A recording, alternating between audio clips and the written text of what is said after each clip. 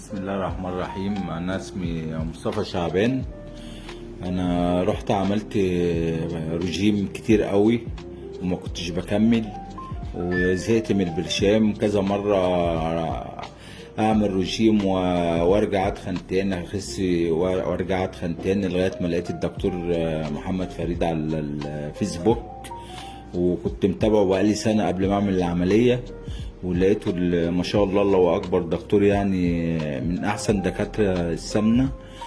وقررت ان انا اعمل العملية. كنت جاي وزني 160 كيلو، حاليا الحمد لله في شهر وزني دلوقتي 141. خسيت 19 كيلو في شهر، وان شاء الله انا لسه مكمل لغاية ما اوصل للوزن المثالي بامر الله، واحسن معاملة واحسن مستشفى، وما شاء الله على الفريق كله.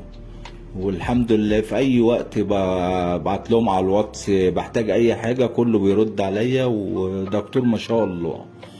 فاحسن قرار اللي انا خدته في حياتي اللي انا اعمل عملية السمنة مع الدكتور محمد فريد.